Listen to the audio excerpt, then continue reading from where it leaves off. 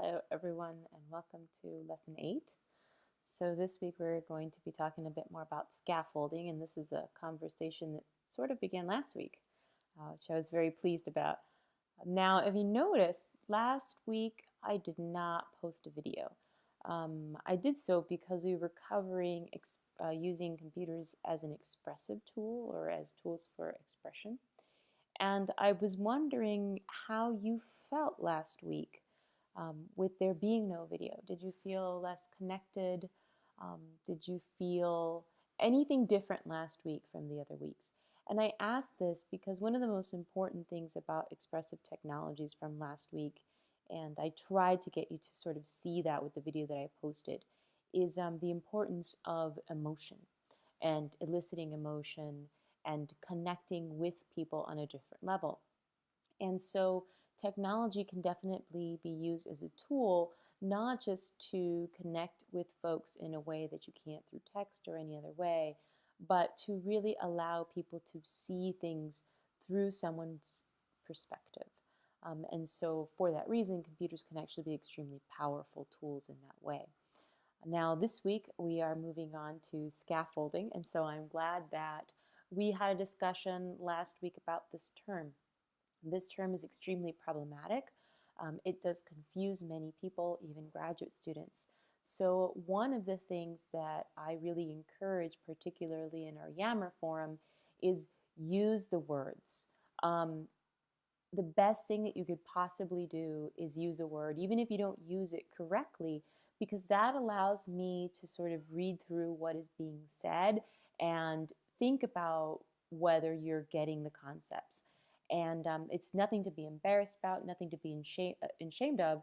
The hardest thing is when people don't try and use the words, or they don't push to see if they're really understanding the readings. This happens quite a bit, and unfortunately, the only outcome is that students don't develop as deep an understanding as they should, or they think that they understand what authors are saying, but in fact they're not. So it's through this communication that we have every week that we can sort of explore these concepts. Now, as an instructor, and by now you guys have probably figured out, much of my instructional methods coincide with CSCL perspectives. So I sit and do a lot of observations. Sometimes I will notice that you might not be understanding things in the same way that I understand them, but I don't always step in. I have to pick and choose when to push, when to step in, and when to really ask, do you really understand this concept? And it's a delicate balance. Um, there are some things that you will only understand after having read many, many readings, and that's just the way that it goes. But certain words, like scaffolding, is one that I encourage you to try and make sure that you really understand. Please go last week. If you don't see that discussion, look at the discussion, because your classmates did an excellent job of trying to figure it out.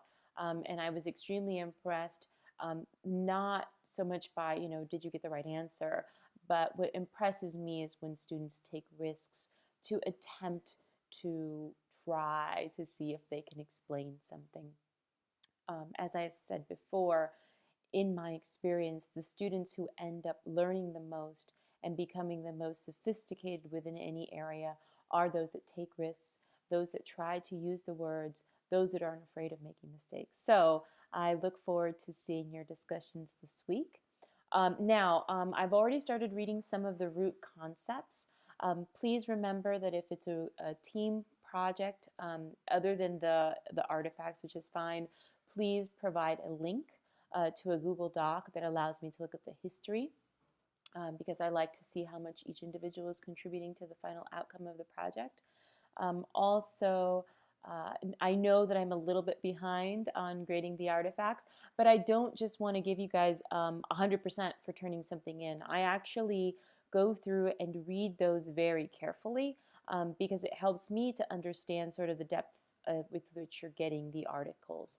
I also try and give you feedback on your writing when I can, to prepare you for better writing for the final project. So I will try and get those done as soon as possible, but it is mid-October, And so this is when I start to drown in student papers and reviews for articles and everything else. And this is also when students start to drown. So, this week I'll also have a little mental health check-in, see how everyone is doing, see if we can give each other some support. This is the time of year that's usually the most difficult in the fall. So just hang in there. You're almost there, halfway through, and then we're going to make it. So please let me know if there's anything that you need, any questions you need answered. Remember that I'm here. All right. Talk to you guys in Yammer. Bye.